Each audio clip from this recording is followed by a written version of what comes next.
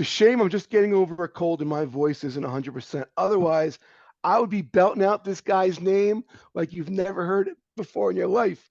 Let's welcome to the show the one and only Mr. Kennedy/Anderson. Wait for it. Kennedy/Anderson. Ken, how are you, sir? Good. How are you, man? Good. I'm so glad you're doing this. I can just tell we're going to have a great time. Thanks again. Appreciate that interview or that Yeah, man. introduction. So let's talk. Let's start in OVW. OVW at one point. I mean, yeah, you had the John Cena's and the Batistas and the Lesners came out of there, but you had workers like Nick Densmore and Doug and Danny Basham and Johnny Jeter and Rob Conway. What a talented roster OVW was. What was it like when you got there? It was, I remember the first day I knocked on the back door and Bobby Lashley answered the door with just shirtless. And I was like, I'm done. Like, this is my competition. You know, it was like a instant slap in the face. Like you're with the big boys now kind of thing. But it was really cool. Everybody was super inviting and it was a very positive environment. And I remember Al Snow used to say, you know, because we all wanted to get out of there and up to TV. And he just, I get it, but please enjoy this time because this is the best time you'll ever have in the business. And I get what he was saying. I tend to disagree with him a little bit, but I know what he was saying. And it really was a good time. Who else was there as far as talent? You had Bobby Lashley, you had the Spirit Squad, all those guys, Marty Wright, the Boogeyman, man, Tank and Chad Toland. You had Mickey James and the Eminem had just gotten called up, Nitro and Mercury, or I'm sorry, yeah, Nitro and Mercury and Melina had just gone up. I know there's other guys. I remember Daniel Pewter, if anybody remembers Daniel Pewter, the guy that won the $1 million Tough Enough. He was there. He ended up becoming my roommate for a bit. Kevin Fertig, Seven. It felt like when I was there and when Paul Heyman took over, there were so many guys coming out of there every week. You know, it was like Paul would figure out a way to use them and get them over, and they'd be brought up to TV pretty quickly. So, was Paul in charge when you got there? No, Jim Corenette was in charge when I first got there, and then the incident happened with Santino, and then he was let go, and then Paul Heyman came in and assumed his position.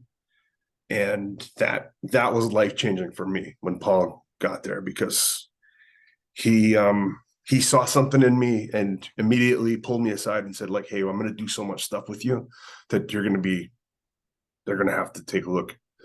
And 5 weeks later, I was debuting on Velocity. Oh, wow. What happened with you and Jim Corenette?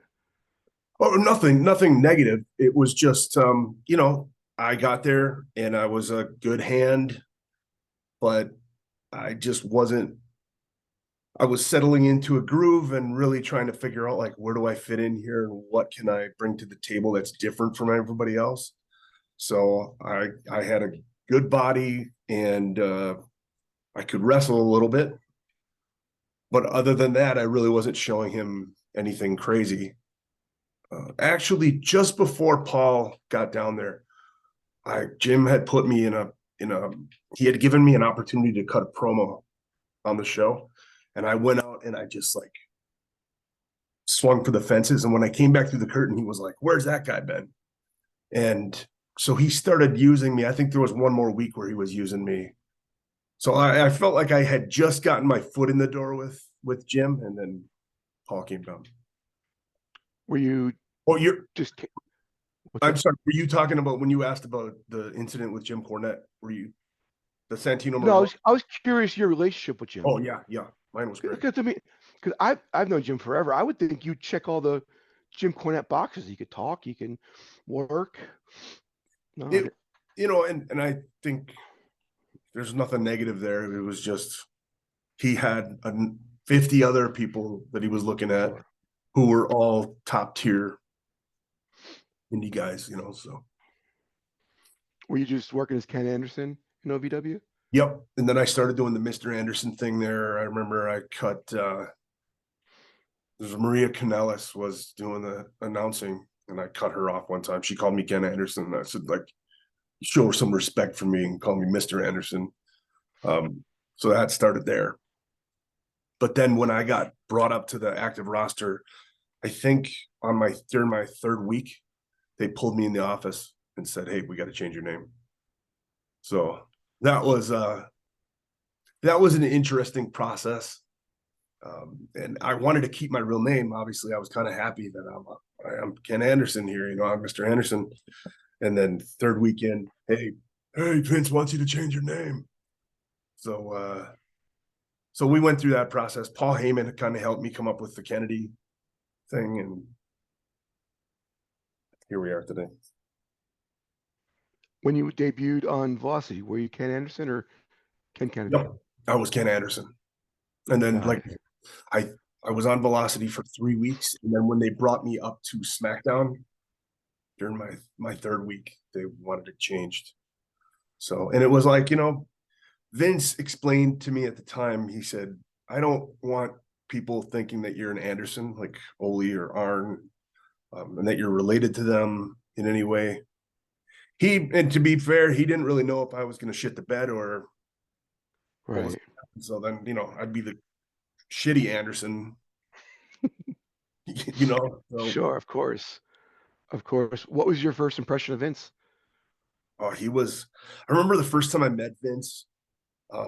He just has this presence about him that it's powerful just to be in his presence. He's very alpha. Like, he's the alpha of alphas, But I had a great working relationship with him. Never got to be like really tight backstage or anything like that, but he was always cool to me. Always very helpful. There was a time where I was super frustrated because Vince kept trying to reel me in. I was very over the top and obnoxious when I first got there. Looking back on it, it was like I see a lot of like Jim Carrey and like the way that I overacted everything, and he kept trying to reel me in.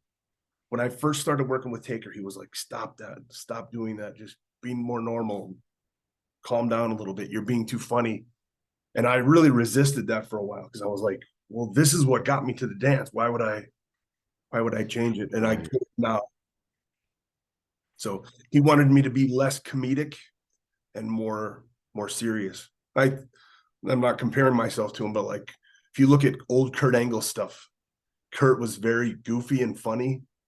He was still believable, but then like he turned that corner. I think Vince decided enough funny stuff. He would always tell me funny doesn't equal money. About your school.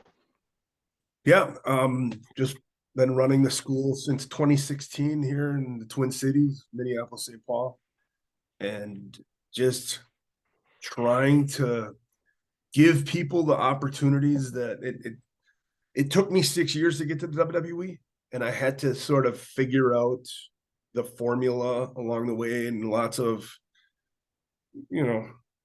try things, it doesn't work, and just picking up little tidbits of information here and there and piecing it together. So I just wanted to just give people an opportunity to like cut out a lot of that extra work and make it a little easier for them. So I just try to teach everybody from ground up.